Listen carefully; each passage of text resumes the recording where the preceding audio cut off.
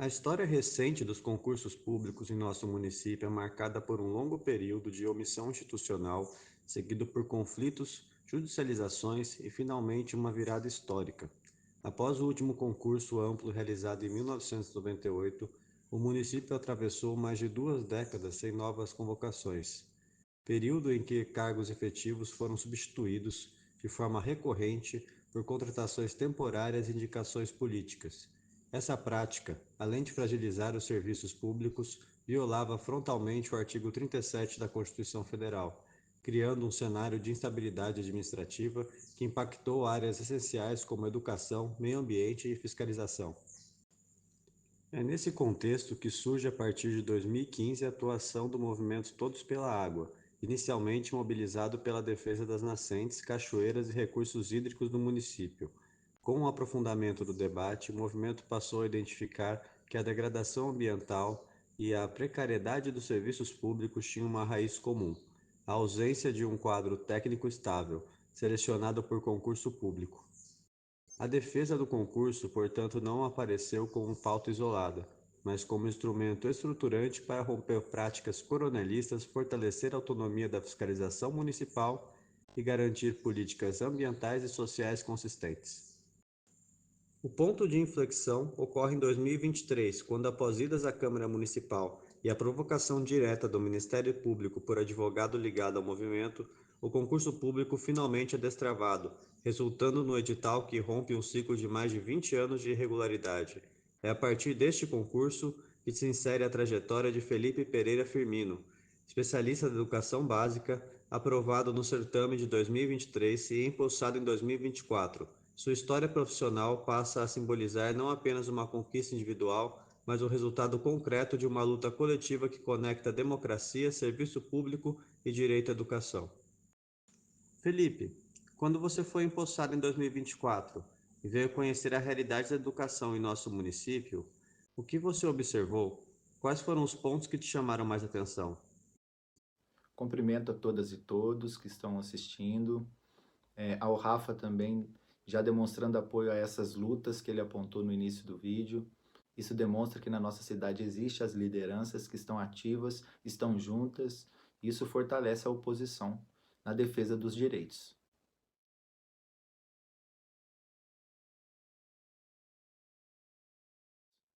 Antes de falar como estava a escola, como eu cheguei em 2024, eu queria explicar uma distinção entre a gestão, né? Então, a gestão escolar, ela funciona em dois núcleos: a gestão administrativa e a gestão pedagógica.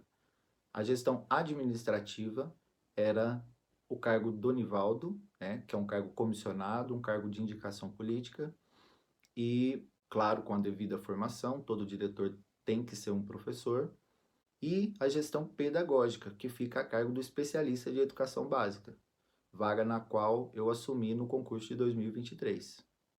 Então, quando eu cheguei na escola, a escola funcionava plenamente, né? O diretor Nivaldo tinha apoio da comunidade, tinha apoio do corpo docente, tinha apoio dos servidores da escola. Então, no primeiro ano foi um primeiro ano de reconhecimento da equipe, reconhecimento dos professores e da própria estrutura escolar, as documentações e o próprio funcionamento do processo ensino-pedagógico da escola, tendo em vista que cada escola tem o seu. Escola geralmente é muito parecida umas com as outras, né? As crianças, principalmente as brasileiras, elas são muito iguais, né? Então, os professores também, então a nossa população é muito parecida. O que eu destaco da gestão do Nivaldo é que era uma gestão muito positiva, muito boa, porém centralizada. Talvez pela necessidade, né, tendo em vista que ele tem conhecimento teórico, tinha experiência profissional, e como você mesmo disse na introdução, o corpo técnico começou a chegar em 2023, 2024. Então, talvez por isso a necessidade de centralizar tantas ações nele, e isso conflita um pouco com a gestão democrática que está estabelecida na legislação educacional brasileira. Mas, como eu disse, a escola funcionava plenamente.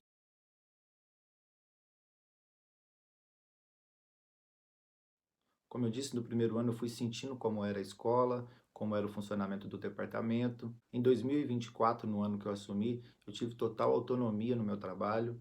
O diretor Nivaldo aposta muito no diálogo e eu também, assim como nos orienta Paulo Freire, que é o nosso patrono da educação.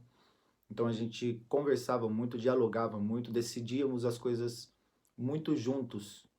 Então, como ele tinha autonomia, ele também me dava autonomia e assim eu dava autonomia às minhas educadoras também. Mas algumas coisas culturais demoram a mudar. Por exemplo, no turno da tarde, quando eu cheguei, eu proibi a retirada do recreio das crianças. Também a retirada da educação física como um ato punitivo, né? Tendo em vista que são direitos garantidos, né? Então, a criança ela tem direito de fazer educação física, mesmo se ela for levada, mesmo se ela tacou uma bolinha de papel na cabeça do colega durante a aula. É direito dela, né? Ela tem direito. Ah, tá dando muito trabalho? Tá, então vamos passar ela pela psicóloga, vamos ver o que que chamar a família, vamos ver o que que dá para fazer, mas retirar um direito a gente não pode, tirar o recreio a gente não pode, tirar a educação física não pode, né? Tirar a criança de fora de sala de aula não pode. Ela tem direito de ficar dentro de sala de aula. Então, aos poucos eu fui levando isso para o meu corpo docente, eles foram entendendo, né? E teve uma resistência no início, mas depois todas entenderam que havia outros caminhos ao invés dessa escola punitivista, né? Tendo em vista que a sociedade já é muito punitivista.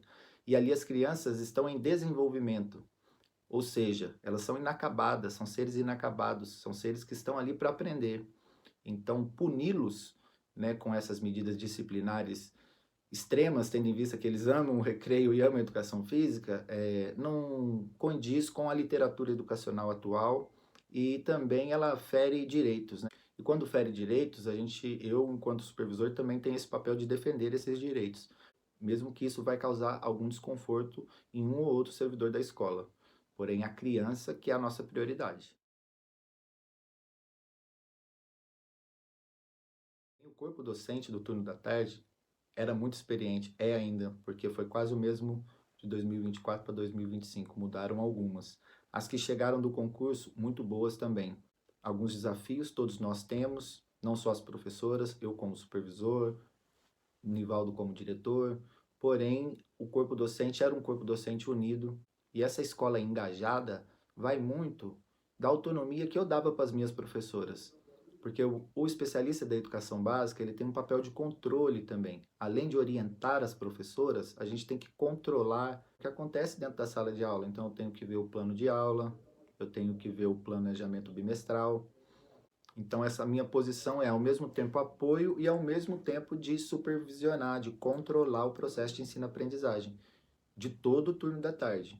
E aos poucos eu fui mostrando para elas a forma que eu via a educação, tendo em vista que eu venho da escola de Paulo Freire, né? Eu dou autonomia para as professoras porque, primeiro, eu reconheço elas, antes de ser educadoras, elas são gente, são mães. Normalmente trabalham em 2 cargos, tem o terceiro turno quando chega em casa, né? Então eu tenho esse lado humano comigo na minha filosofia de gestor e com isso consegui criar vínculos com o meu corpo docente. Tanto que eu fiz uma avaliação em maio de 2025, logo no começo das perseguições desse atual gestão do Departamento Municipal de Educação, na qual essa avaliação foi entregue ao diretor Nivaldo e também à chefe de departamento e também ao setor jurídico da prefeitura, que 100% do corpo docente aprovava o meu trabalho, que 100% do corpo docente disse que eu tratava bem as crianças. Só que essa avaliação, não sei o que eles fizeram com elas, mas eu ainda as tenho e vou usar quando necessário.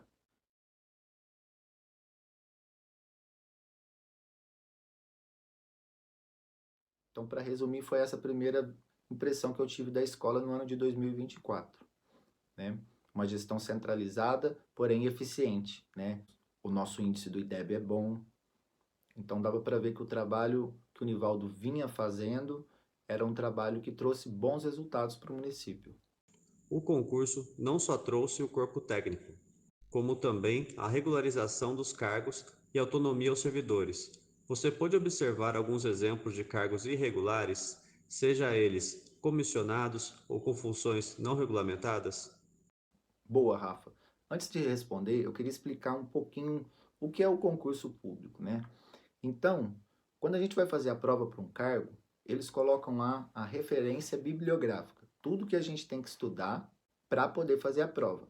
Nessa referência bibliográfica está teorias educacionais, lei de inclusão, lei de ações afirmativas, Estatuto do Servidor, ou seja, um arcabouço legal da escola pública e também do servidor público. Então, quando a pessoa passa na prova, significa, teoricamente, que ela domina aquela lei, aquela técnica, ou seja, ela sabe o que pode ser feito e o que não pode ser feito dentro da escola. Então, o concurso vem regularizar o quadro exatamente para melhorar a eficiência, o resultado, a qualidade do serviço público. Então, quando eu cheguei na escola, em 2024, ainda havia um cargo que não estava regulamentado, estava em tramitação de regulamentação, segundo o diretor, que era o cargo de coordenadora do AEE. Eu não conhecia esse cargo dentro da escola, em nenhuma das escolas que eu passei, em 7 anos trabalhando como supervisor. A gente tinha, assim, coordenadoras de AEE, mas que trabalhavam no departamento de educação, fora da escola, e vinha nos orientar, nos dar apoio, mas não diretamente com os alunos, não diretamente com os professores. Por quê? Os alunos atípicos têm legislação específica. As crianças atípicas necessitam de um plano de desenvolvimento individual. Por quê? Por causa das especificidades dela. Às vezes é uma deficiência física, às vezes uma neurodivergência que necessita de uma adaptação. Então, por isso que a gente precisa elaborar o plano de desenvolvimento individual. Como a gente não tem uma legislação municipal que versa sobre o atendimento educacional especializado, a gente utiliza a lei do Estado de Minas. E essa lei do Estado de Minas, da qual foi cobrada no concurso e é a que a gente utiliza na nossa escola, traz no artigo 13, parágrafo único, que é o especialista de educação básica responsável por articular e garantir a construção do PDI. Então, isso é o que está na legislação.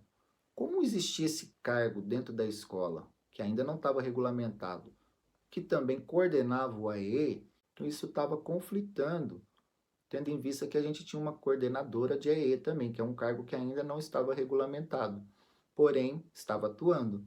Então eu dava uma orientação a uma professora, aquela orientação não era acatada porque foi orientada pela coordenadora a não fazer, né? E outras questões também que estavam conflitando com a própria postura institucional. Por exemplo, o diálogo com as famílias atípicas é diferenciado. A família atípica é uma família mais preocupada, é uma família mais sensível, né? Então, é bom ter privacidade nas conversas, né? Paciência para o processo de ensino-aprendizagem. E como na escola tinha esse cargo que ainda estava para ser regulamentado, também era um cargo de gestão, e isso atrapalha a inclusão. A inclusão é muito desafiadora. Eu costumo falar que é o maior desafio da escola, né? Quando a gente consegue fazer a inclusão na sala de aula e o menino se adapta, a gente já resolveu metade dos problemas do ano.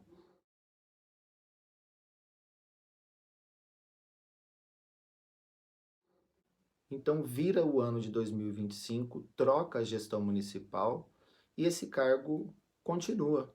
Só que ele não foi regulamentado. E como não foi fácil o trabalho em 2024, devido às inúmeras orientações que eu precisei fazer à coordenadora, e muitas delas não foi seguido, eu levei ao diretor que se não regulamentasse aquele cargo, eu iria fazer uma denúncia no Ministério Público, porque ele estava irregular. E assim foi feito. Em abril, 28 de abril, eu fiz uma denúncia no Ministério Público desse cargo irregular e pouco tempo depois ela já não estava mais atuando na escola. E quanto ao atendimento educacional especializado, quais eram as carências desse setor e o que foi transformado? Então, o atendimento educacional especializado do turno da tarde passou por muitas modificações desde que eu cheguei. E não porque eu quis fazer as modificações, mas eu só apliquei o que a lei pede para aplicar. Vou dar um exemplo. O relatório de bordo, que a gente chama lá na nossa escola de caderno amarelo, que eram os caderninhos amarelos que tinham lá disponíveis. O que é esse caderno?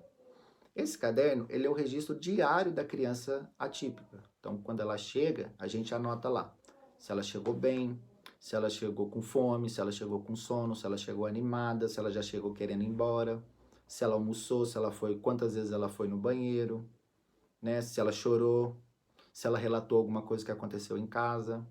Então, tudo vai por esse relatório diário. Isso não tinha antes.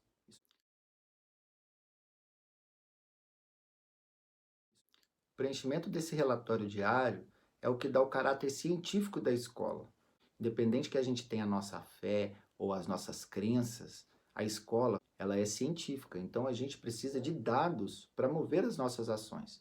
Então, quando a gente olha lá nesse caderno de bordo, ou caderno amarelo, como a gente chama aqui, em que em vários dias essa criança chegou chorando, ou então em que vários dias essa criança não quis comer, a gente precisa fazer alguma ação, né? Ou então que ela relatou alguma coisa séria para a gente durante vários dias. Então esse caderno serve como prova que resguarda o trabalho da educadora e também das famílias. Por exemplo, às vezes a criança pode vir machucada de casa e quando chega lá, a gente já anota no caderno, pergunta para ela onde machucou. A criança fala, a gente já anota. Por quê? Porque se essa criança chega em casa e fala que machucou na escola, aí, opa, peraí. Como que a gente vai provar que não machucou na escola? Então tá lá anotado no caderno, que quando a criança chegou, ela contou que ela fez isso e se machucou. Então isso é um exemplo de como nos protege e também dá o caráter científico quando a gente está observando uma criança que ela tem sinais que pode ter alguma neurodivergência, a gente já abre esse caderninho lá. A gente não precisa que a criança tenha laudo para a gente abrir esse caderno. Quando a gente percebe alguma coisa, a gente já vai anotando. Por quê? Porque, se necessário, depois de um longo tempo de análise, gerar os relatórios e viu que essa criança apresenta uma especificidade que a escola não consegue ajudar mais e que a gente precisa de um especialista para avaliar, no caso da escola normalmente é o neuropediatra ou o neurologista, a gente pega esses dados do caderno, ou seja, não é um achismo, a professora não está achando alguma coisa, ou o supervisor, ou quem quer que seja. São dados anotados diariamente e que gerou um relatório robusto para ser levado ao especialista para analisar.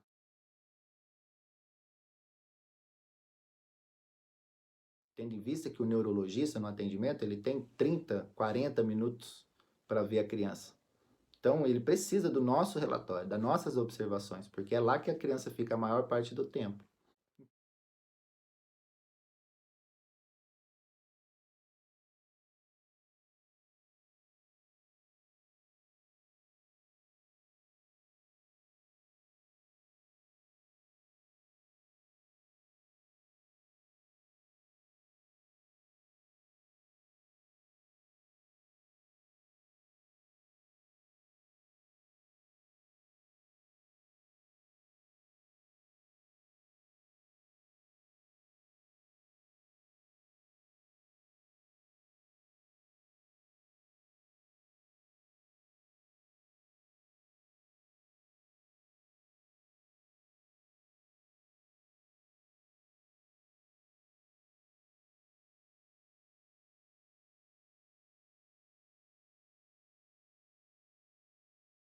Então, isso foi uma das coisas que o concurso público trouxe, né? Porque, como é lei e como eu sou o corpo técnico do concurso, eu fiz essa diretriz funcional no atendimento educacional especializado.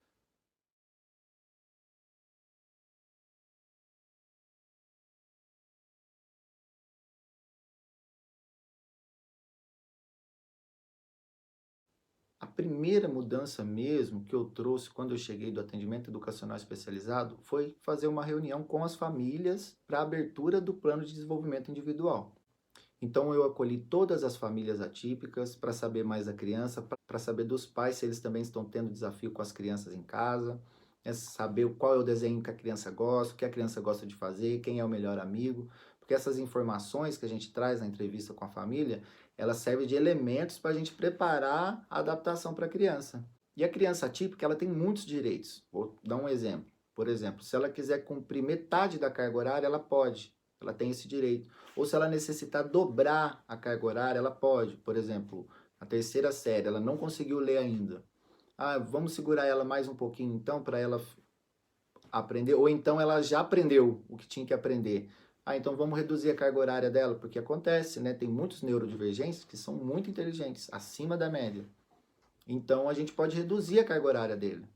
Então, essa aproximação com as famílias foi fundamental para a gente trazer uma nova perspectiva para o turno da tarde do que seria a educação especial pós-concurso público.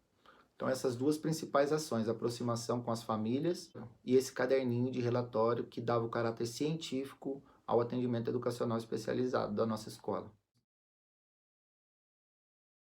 Depois dessa manifestação feita à ouvidoria do Ministério Público em 29 de abril, sobre esse cargo que não estava regulamentado, ou seja, ainda era um vestígio daqueles cargos lá que foram contestados pela população, né? Tanto que o concurso público veio para isso mesmo, né? Aí essa coordenadora não trabalhou mais. Então ela, como forma de retaliação por ter perdido a vaga, ela articulou uma lista com o nome de alguns pais que ela conhecia, o nome de algumas professoras, com algumas reclamações do meu trabalho e levou até a Câmara dos Vereadores. Nessa lista tinha nomes de professoras que nunca trabalharam comigo, que já tinham saído em 2023, eu cheguei em 2024 e tinha o nome dela lá na lista. E tinha também nomes de professoras que apoiam o meu trabalho, né? E a Câmara pegou essa lista e começou a fazer uma investigação irregular, né? Por quê? Porque a Câmara ela não tem esse papel de investigar uma escola pública ou qualquer servidor da escola. Por quê? Porque quem tem esse papel legal é o diretor. Está na atribuição do diretor e também na LDB 9394/96. E essa ação da Câmara de colher essa denúncia e iniciar essa investigação, ela fere um princípio da autonomia da escola, que está descrito na Lei de Diretrizes e Bases da Educação Nacional, no artigo 12. Os estabelecimentos de ensino, respeitadas as normas comuns e as de seus sistemas de ensino, terão a incumbência de 1. Elaborar e executar sua proposta pedagógica e 4. Administrar seu pessoal, seus recursos materiais e financeiros.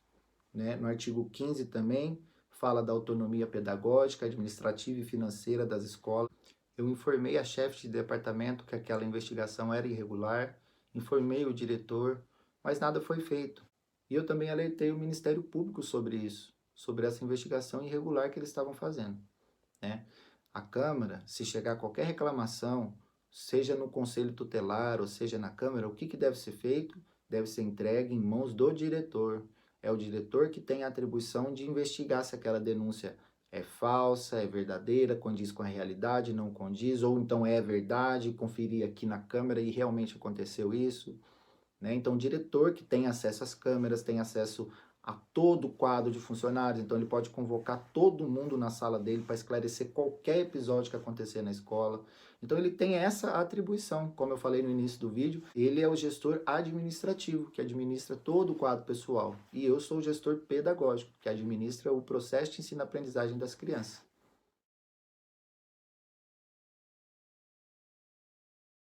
O diretor, como você relatou, parecia cumprir bem o seu papel. Sendo assim, o que levou ao afastamento dele? Ótima pergunta, Rafa. Eu acho que a população inteira de Santo Tomé quer saber o porquê que o ex-diretor foi exonerado. Para explicar isso, eu vou ter que voltar na minha licença médica. Então, eu fico doente no dia 9 de outubro. Passo pelo médico daqui, Clínico Geral de Santo Tomé. O diagnóstico dele foi que eu estava com uma infecção de ouvido, então ele me passou um antibiótico, um remédio para dor, e eu fui para a roça, fiz meu tratamento lá e não passou. Era durante a minha semana do saco cheio, que a gente fala, né? Aquela semana de outubro que não tem aula. E aí eu volto para o hospital com crise de pressão alta, o carro da prefeitura foi até me buscar lá. Quem me socorreu foi a dona Regina com o seu Lázaro, porque eu morava na casinha ali do lado deles, já era 11 da noite, né? Quando eles foram lá, chamaram o carro para ir me buscar, para me levar no hospital, para baixar minha pressão, porque eu estava com 7/10 a minha pressão. 17/10, desculpa. Então, e aí eu fui no hospital, tomei o remédio e voltei. E nisso, eles já me encaminham para um otorrino no outro dia. Aí eu vou para Três Corações, no otorrino, ele pede uma ressonância magnética no meu ouvido porque ele viu que não estava infeccionado o meu ouvido, nem inflamado. E que esse zumbido que tinha no meu ouvido poderia estar vindo de um outro lugar. E aí ele pede uma ressonância magnética. Foi aonde que foi identificado aqui no meu ouvido esquerdo, da onde era o zumbido, que eu tinha o nervo 8, que é o responsável pela audição do ouvido esquerdo, ele estava em contato com uma alça vascular da veia artéria e que emanava para o cérebro esse zumbido. Então o otorrino me encaminhou para um neurologista. Aí eu volto para Santo Tomé e peço um afastamento maior para poder ir para Pouso Alegre, tendo em vista que lá tá minha família, né? E nessas horas, a gente não tem que ficar pedindo ajuda para vizinho, para isso, para aquilo, né? E a minha família acolheu, né? Fui embora para Pouso Alegre, minha mãe ajudou com os tratamentos, fizemos todos os exames, ela me ajudou financeiramente com os tratamentos que eram caros. O neurologista pediu ressonância do crânio para ver se tinha tido algum AVC com aqueles picos de pressão, né? E foi descartado, né? Então, ao ir descartando a gravidade do quadro, eu fui me acalmando e nisso também foi me ajudando a ficar mais tranquilo e isso diminuindo o zumbido.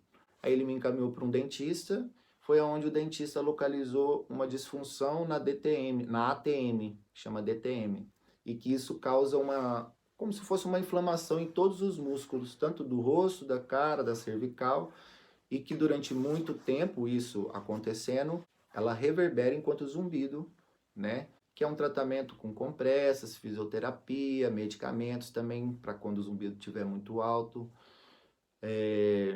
Em resumo, já fiz os tratamentos, fiz os exames, não estou curado, mas já estou sabendo o que está acontecendo, estou mais calmo, né? E consigo controlar agora e me adaptar a essa nova condição do meu ouvido. Aí eu tô lá em Pouso Alegre, na minha licença médica legal, afastado pelo INSS, e aí eu recebo um mandado de citação da prefeitura, enviado pelo WhatsApp do Departamento de Recursos Humanos,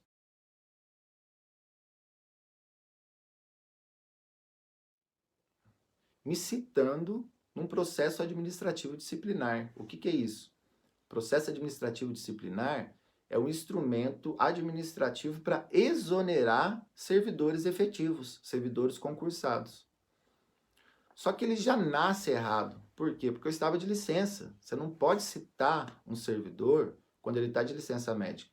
Isso fere o artigo 5º da Constituição Federal, que garante o direito à ampla defesa, e também o próprio Estatuto do Servidor, no artigo 163, que também fala da ampla defesa no processos administrativos disciplinares.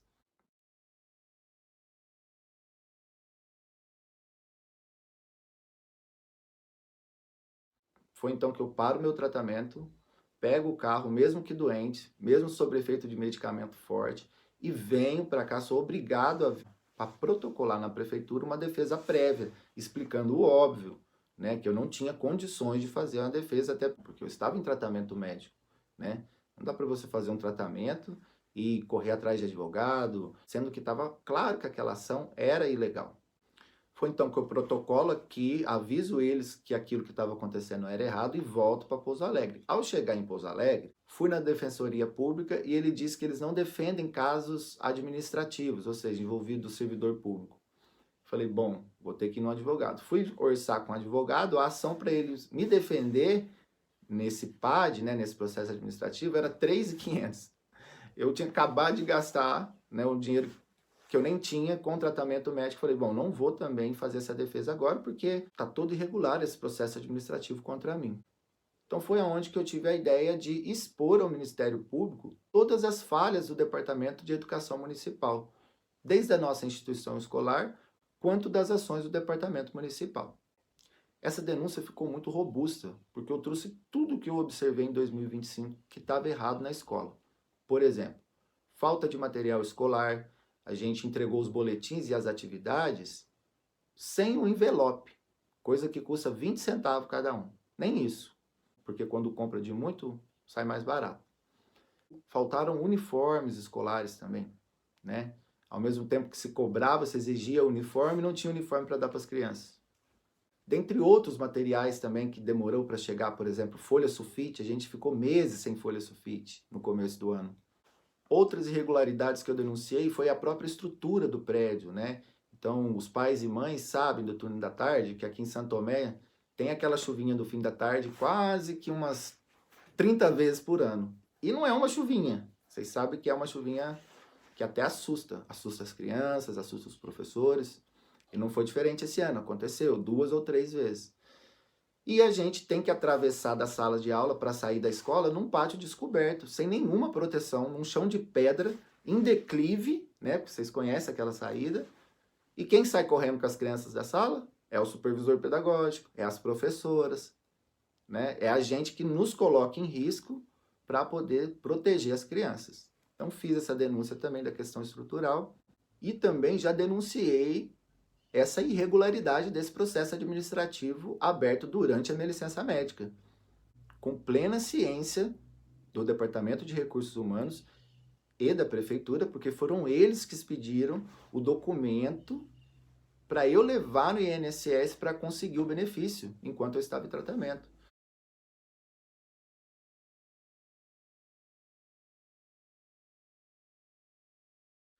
Então eles sabiam que a ação era ilegal. E eu consegui provar isso lá no Ministério Público, as falhas processuais.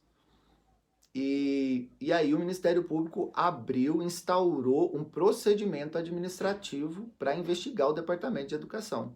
O número do procedimento vai aparecer aqui embaixo para quem quiser acompanhar. É só pegar esse número, jogar no site do Ministério Público para consultar processos extrajudiciais que vocês acompanham tudo o que está acontecendo na investigação contra o Departamento Municipal de Educação.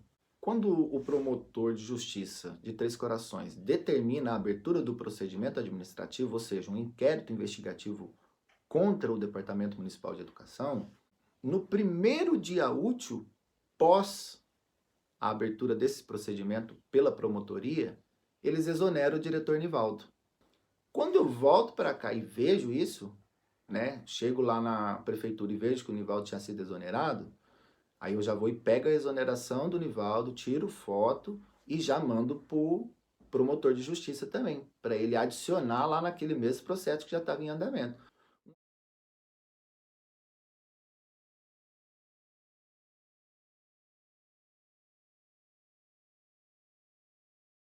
Um erro grave do departamento também que eu esqueci de comentar. Assim que ela assume o cargo, a atual chefe de departamento, ela desmonta 4 salas, 2 do período da manhã e 2 do período da tarde.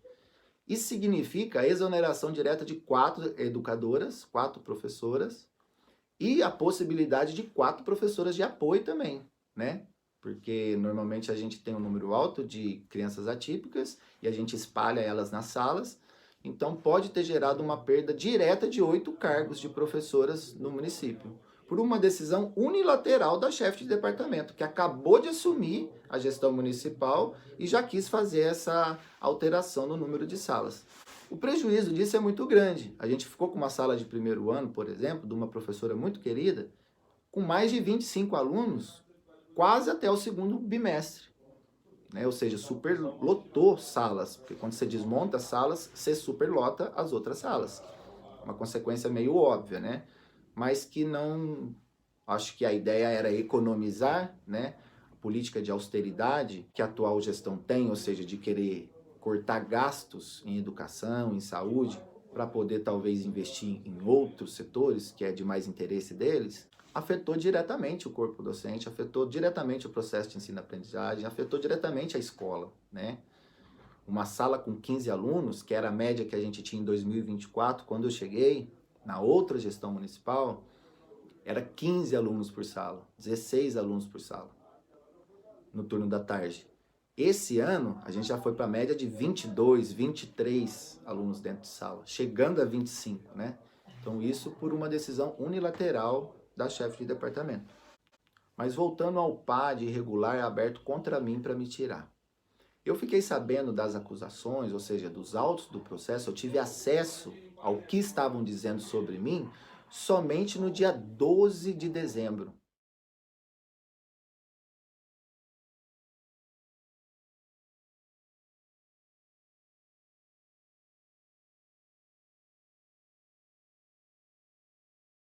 Enviado por e-mail.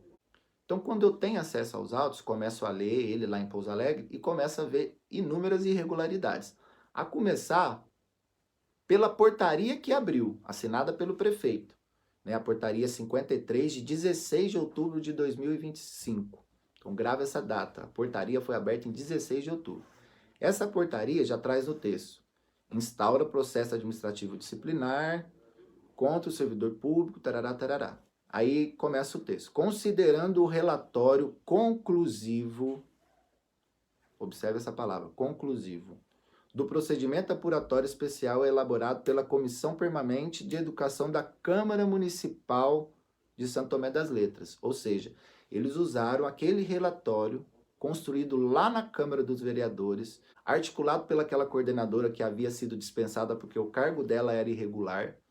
Eles utilizaram aquele relatório para poder instaurar essa portaria de abertura do PAD contra mim. Lembrando que o PAD é aquilo que tira, que exonera o servidor efetivo. Só que é um erro anacrônico nessa portaria assinada pelo prefeito. Por quê? Porque esse relatório da Câmara, segundo o documento de 22 de outubro, olha para. Então, a portaria foi aberta do dia 16 de outubro, considerando esse relatório da Câmara Municipal, que só chegou ao Executivo no dia 22 de outubro, que é um documento, o ofício 070/2025, assinado pela chefe de Departamento de Educação. E nesse encaminhamento ao Executivo, ou seja, a primeira vez que eles tiveram acesso a esse documento, está bem claro que é um relatório preliminar, né? Então, a chefe de departamento, se protegendo, colocou aqui que o relatório era preliminar. Porém, na abertura da portaria, do dia 16, ou seja, alguns dias antes, eles já tinham considerado um relatório que ainda não tinha chegado, só que além de considerar um relatório que ainda não tinha chegado, eles mudaram o nome do relatório. De relatório preliminar, ou seja, um relatório que ainda estava em andamento, como um relatório conclusivo. O porquê que isso é uma falha grave? Porque a Câmara de Vereadores ainda não tinha me ouvido. A Câmara não chamou nenhuma professora regente que trabalhou comigo no ano de 2025. A Câmara não chamou nenhum pai ou mãe de aluno que atesta o meu trabalho, que vê a minha responsabilidade com as crianças, responsabilidade com a escola. Ou seja, não tinha sido garantido a ampla defesa, como a Constituição prevê, como o próprio Estatuto do Servidor prevê, para que eu fosse lá falar e explicar: olha, isso que estão dizendo aqui não foi assim que aconteceu, não é isso, não é aquilo, ou então, é isso mesmo, estou errado, pode me punir, né? Sei lá, mas não foi ouvido, não foi dado o direito à defesa. Então, isso já nasce errado. E o mais grave, esse relatório estava pronto desde 19 de maio de 2025, apontando irregularidades minhas de 2024, ou seja, da outra gestão municipal. Muitas das questões que já tinham sido resolvidas internamente pelo diretor.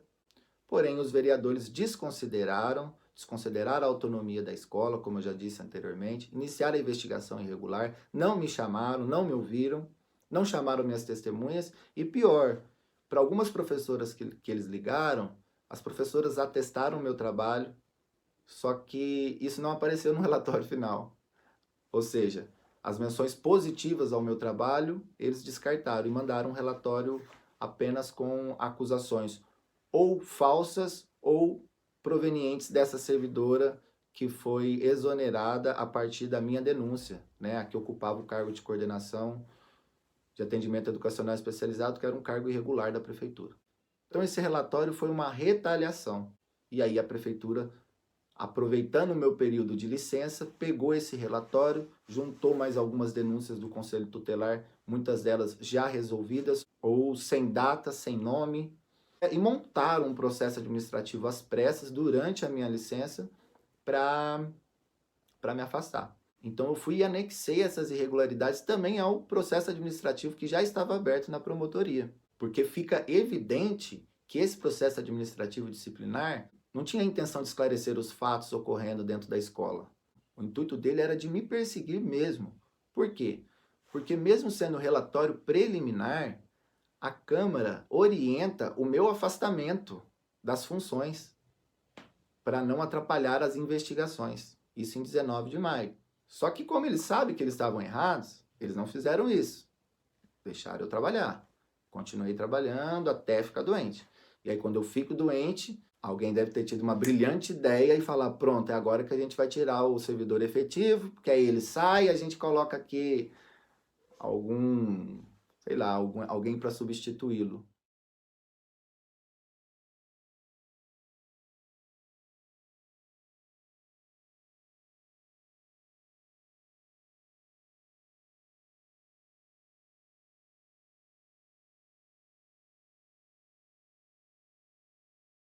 E a comissão do processo administrativo disciplinar considerou esse afastamento da Câmara, ou seja, mesmo a Câmara dizendo que o relatório era preliminar, que estava em andamento e que ainda não tinha escutado o acusado nem as suas testemunhas, e dizendo que esse relatório da Câmara não era punitivo, ele foi punitivo, porque ele orienta o meu afastamento. Ele que pede para o departamento me afastar da escola.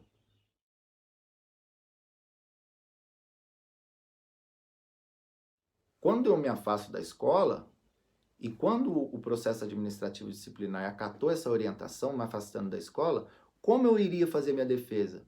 Como eu iria acessar o meu computador? Com as orientações, com os registros que eu fiz, né?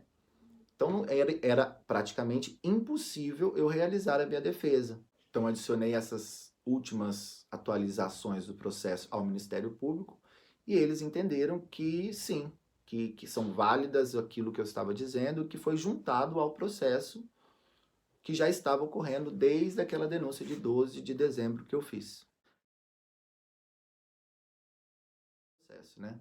Então fica nítido que esse processo ele só teve uma intenção, né, de me afastar o servidor efetivo, o quadro técnico, para que esse cargo ficasse vago e aí entrasse alguém, bom, não sei quem entraria no meu lugar. É mais ou menos isso que está acontecendo, né? Eles acharam que ia aproveitar o meu período de licença médica para me tirarem da escola. Só que eu já tenho 10 anos que eu enfrento o fascismo. Empiricamente, dentro das escolas públicas, na frente de movimentos sociais. Eu sou um pesquisador da gestão pública e sociedade também. Então, eu acho que não foi uma boa ideia do Departamento de Educação ter feito isso, porque havia tantos erros nesse processo disciplinar para me tirar, que é erro de data, erro de nome. Então eu fiz essa defesa da escola pública, né, no Ministério Público, e isso já garantiu um respiro, né, para que eu tenha tempo agora de o Ministério Público determinar alguma ação sobre o Departamento de Educação, né? Porque se verificado que esse PAD é irregular e é para perseguir, e se eu conseguir provar, provavelmente a prefeitura vai ter que dar alguma resposta para o Ministério Público. E normalmente essas respostas, elas são drásticas para os cargos comissionados. Então eu já faço um alerta para quem é de cargo comissionado aí. Não obedeça tudo que o governo municipal pede, não, só porque ele te colocou lá no cargo. Porque quando o Ministério Público está envolvido, quem fez qualquer movimentação irregular, irresponsável, ilegal, será investigada pelo Ministério Público e a pessoa será responsabilizada. E ela pode sofrer as consequências jurídicas e administrativas por isso. A minha decisão de vir até a imprensa foi de que, mesmo o Ministério Público abrindo um processo administrativo para investigar o Departamento de Educação, eles tiveram a coragem de publicar um edital convocando um novo especialista de educação básica para a nossa escola. Ou seja, eu sou servidor ainda, eu estou recebendo, eu estou no quadro de funcionários, ou seja, já tenho gasto comigo, com o supervisor, e eles estão chamando um novo supervisor para poder substituir à tarde, até que esse processo administrativo todo maculado, todo errado, com acusações falsas, com cerceamento de defesa, porque eu não fui ouvido, com afastamento meu da escola, onde eu não posso produzir minha defesa, não tenho acesso ao meu material. Ou seja, mesmo fazendo essas inúmeras irregularidades, eles ainda querem dar dano maior ao erário, tendo que pagar um novo supervisor, sendo que a gente já está com o nosso efetivo aqui disponível, habilitado para iniciar o ano letivo. Né? Eu já conheço as nossas crianças, eu já sei aonde eles pararam ano passado, para onde eles devem chegar. Ou seja, o nosso quadro técnico e efetivo que o concurso conquistou está sendo atacado. por essa gestão do Departamento Municipal de Educação. Está aumentando os gastos onde não deveria. Fora que, como tudo que eu expliquei para vocês, ficou muito claro os erros e as irregularidades cometidas pelo Departamento de Educação, e própria Prefeitura, pelo Departamento de Recursos Humanos e pela Comissão do Processo Administrativo Disciplinar, durante o meu período de licença, e principalmente pelo tratamento que eu estou fazendo, ou seja, a doença que eu estou tratando, ela está intimamente ligada ao sistema nervoso, ao nervosismo, ao estresse, ao medo. Agora você imagina fazer um tratamento desse sabendo que eu posso perder o único cargo que eu tenho atualmente, né? Eu pago aluguel, eu tenho um filho de 13 anos que já está comendo o dobro do que ele comia. É claro que isso vai dar danos morais. É claro que eu não vou deixar barato isso. E como eu confio no meu trabalho, como eu confio na verdade, porque eu conheço esse chão que eu piso, eu sei que eu vou conseguir explicar à comunidade tudo o que está acontecendo, os tempos difíceis que estamos passando, mas que a gente não vai baixar a cabeça, que a gente vai até o fim para garantir o direito da população em ter um corpo técnico na escola, o direito do servidor em se defender no horário certo, na hora certa, no momento certo, quando ele tiver condições de defesa, e principalmente o direito de uma educação de qualidade, um direito que as crianças se sintam felizes dentro da escola. E eu tenho certeza que tudo isso que está acontecendo vai ser revolucionário no quesito respeito à educação municipal de São Tomé das Letras, respeito ao quadro de funcionários, respeito à legislação, ao devido processo legal, ao direito de ampla defesa, né? E as outras conquistas que faltam, né? A regulamentação do material escolar, que o ano passado faltou muito, do uniforme escolar que não teve, né? Da estrutura predial que está colocando em risco as crianças, né? Só as mães e os pais sabem com quantos galos as crianças chegaram esse ano lá, né? Por questões estruturais, muita gente no pátio, muita gente fazendo educação física ao mesmo tempo. Então, assim, tenho certeza que esse ano vai ser um novo ano, porque agora a gente está sob o olhar do Ministério Público. Eu também já mandei um e-mail lá na Secretaria Regional de Educação de Caxambu. Eles vão fazer uma visita para nós aqui para explicar para essa nova diretora que, por coincidência, é a mesma presidente do processo disciplinar que quer me tirar. Então a Secretaria Regional de Educação vai vir explicar para ela o que é gestão democrática, qual é o papel de especialista de educação, que eu faço parte da gestão. Tenho certeza que esse ano de 2026, coisas boas virão para a nossa escola. Principalmente, aprenderem a respeitar a escola pública. Tanto a Câmara Municipal de Vereadores, quanto o Executivo. A escola tem autonomia. A gente não está mais na ditadura. E depois de 88, e com a promulgação da LDB em 96, isso acabou. Nós temos autonomia pedagógica e financeira. E tem gente que acha que a escola pública não funciona, que acha que lá é um depósito de criança. Mas não, lá funciona. Lá há aprendizagem, lá há brincadeiras. Então, por isso que tem uma legislação que nos defende. Defende o professor, defende o servidor da escola. Então, isso é um aprendizado, né? Um aprendizado para as gestões futuras que vierem, né? E por último, eu digo, se essa atual gestão municipal acha que ela é dona da escola, que ela é dona do hospital, que ela é dona de qualquer órgão público aqui do município, ela está muito enganada. Governos passam. Daqui 4 anos tem nova eleição. De 4 em 4 anos, eles trocam. Agora a escola continua. O hospital continua e todos os outros serviços públicos continuam, executados pelos seus servidores. Servidores que com a regulamentação agora são efetivos, são técnicos. Então não existe dono à escola, não existe dono ao hospital. Quem é dono da escola e do hospital é a comunidade. E nós, servidores efetivos, sabemos disso. A gente não tem rabo preso com ninguém, a gente não tem rabo preso com político nenhum. A gente conquistou a nossa vaga. E quando a gente conquista uma vaga, a gente luta por ela. E por enquanto eu nem me defendi pessoalmente. Eu defendi só a escola. E só ao defender a escola, diante de tantas irregularidades que estavam acontecendo no departamento, eu já consegui ganhar um prazo, um respiro para eu continuar o meu tratamento e preparar uma defesa bem robusta contra toda essa gestão municipal. Então, para resumir, pode ser que eu não inicie o ano, né, porque eles me afastaram, como eu disse anteriormente, das minhas atividades por 60 dias, então eu estou afastado até dia 20 de fevereiro. Sou ainda o servidor efetivo, faço parte do quadro de funcionários, eles ainda não me exoneraram. Torço para que isso não aconteça, porque eu gosto da nossa cidade, gosto da nossa escola, amo as nossas crianças, amo o meu corpo docente. Somos unidos, somos sincronizados, é uma escola mobilizada, é uma escola feliz. Então, não é qualquer governo que vai tirar o nosso brilho, tirar a nossa alegria, tirar a nossa esperança, né? A gente acredita na escola pública, eu sou fruto da escola pública, a minha mãe é professora, eu estudei a vida toda em escola pública e hoje eu defendo ela, porque se eu sou alguma coisa na vida hoje, eu devo às minhas professoras, professora do primário, a escola pública. Então é por isso que eu vou defender ela com unhas e dentes. Meu filho estuda em escola pública, né? E eu sei o potencial transformador que a escola tem na vida das pessoas.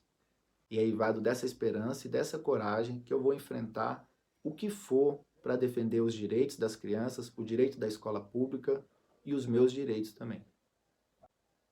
Obrigado, Rafa, mais uma vez pela oportunidade de ter esclarecido, né? Espero que a população também, apesar de ser uma linguagem um pouco administrativa, pedagógica, jurídica, tentei ser claro, explicando o passo a passo do que está acontecendo e transmitir esse sentimento a toda a comunidade. A escola é nossa, é das crianças, são dos pais e mães, é da comunidade escolar, são dos servidores que trabalham na escola. A escola Portal das Letras não é do prefeito, não é da chefe de departamento de educação. Agora a comunidade sabe o que está acontecendo e vai defender o direito de uma educação de qualidade na Escola Municipal Portal das Letras. Obrigado, Rafa, obrigado a todo mundo que assistiu. Deus abençoe a todos esse ano letivo que se inicia. Eu posso não começar, mas acredito que em breve eu estarei de volta. Que Deus abençoe todas e todas e axé.